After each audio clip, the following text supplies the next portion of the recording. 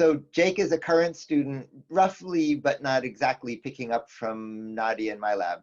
So we see you, and you can take over the screen share, Jake. Great. All right, so I started at Neals Lab a year and a half ago now, so I'm just wrapping up on my master's thesis. And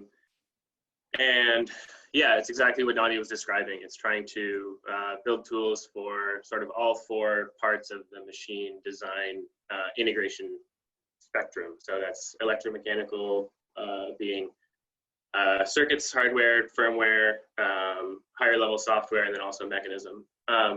So I can show a quick video, and then I'll do a Neil style tour through newer things.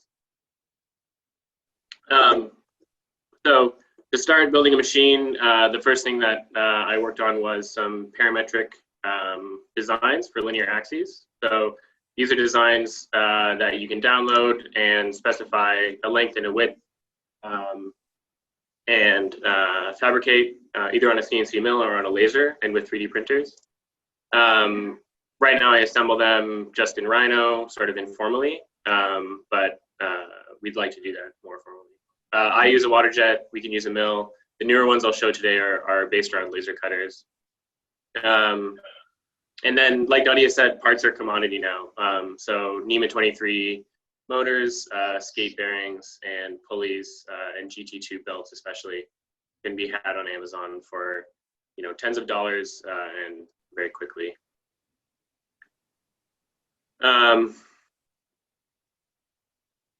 So machines go together, and then the next big part of the work that I've been doing is Gestalt, but in a graph, roughly. And so you've all, I'm sure, been exposed to mods. We've essentially taken ideas from mods about data passing sort of event graphs, and we're trying to overlay that on networks that make machine controllers. So what I've just loaded on the screen in this video is a piece of software that represents a piece of hardware, so a stepper motor controller. And to make a machine out of multiple motors, I can connect a few on the network, and I can spawn a few pieces of software. And they're all connected over a router. I'll go into more detail later. And if I describe this graph, that describes how the controller works. That graph is similar to the graph that describes how the network works. And so I can make sort of these informal machines really quickly. And I can add to them later. So here I'm adding to my drawing machine a spindle. And then if I connect that spindle to the network, I can also modify the controller. Here I'm adding a different kind of packet. And then I have a milling machine. And like Nadia said, there's lots of sort of niche tools that aren't available at market, or if they are available, they're available for hundreds of thousands instead of thousands of dollars. And so an Instron, which is a materials testing machine, is one of those. We have two at the lab, but I don't know if any. I think there's actually a few open source projects, but they're the sort of strange, not a lot of people want them, and they're not very often available in fab labs. And so in this case, I'm taking the whole Z-axis off, and then I can add a load cell to my Y-axis and also to the bed. And then I can add to the controller something that takes a picture with a webcam to do displacement with computer vision, and then I can read my ADC to get a reading from the load cell. And I can stretch this thing apart. So sort of 20 minutes to change the machine from being a milling machine to something really fundamentally different. And then sort of each layer of that is made a little bit more straightforward. These are just a few of the machines. That's a clay printing machine. I'm working into making these controllers also do robotic stuff. So the set of tools you need to do CNC machines is really almost identical to the set of tools you need to do like dynamic robotics. So working in that direction. And then also fun stuff. This is a drawing machine that was at Fab 13 in Toulouse, and a larger machine. We've been working on building machines with high schools. And then this is a drumming machine. So if you want to just play, you can make sort of whatever you want.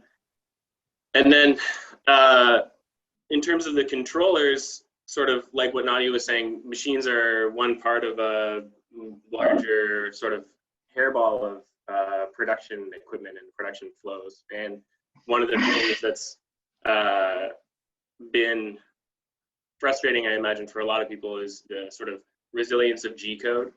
That anytime you interface with a machine, you have to write this static representation of what you want the machine to do before you even start. And so this was some work we did with the SolidWorks where we're showing this.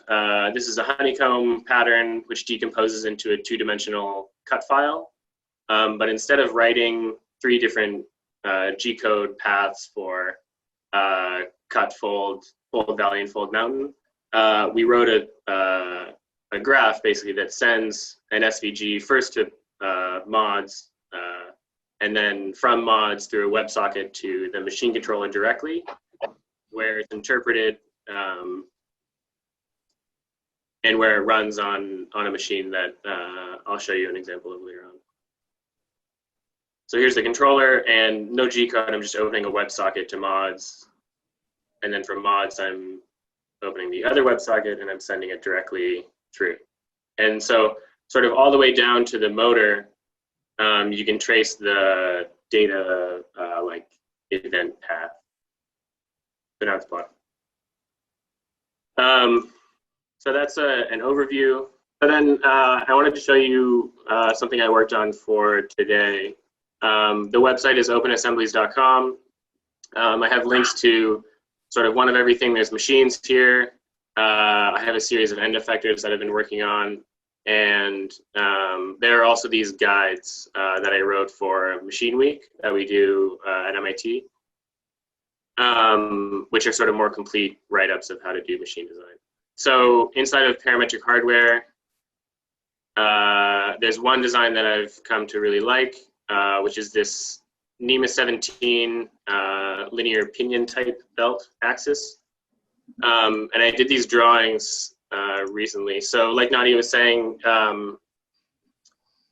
3D printers are wonderful, and these heat set inserts and commodity hardware can make for some pretty decent mechanical design. So this is a design for a linear axis that you can laser cut the flat stock parts out of 1/4" acrylic, or if you have a water jet, out of aluminum. And then all the mechanical bits are easily 3D printed just out of PLA. So yeah, everything's online, and I would encourage people to take a look at these. They're parametric designs if you want to try building some hardware. Am I out of time? Good. That's exactly right. Okay. Thank you, Jake.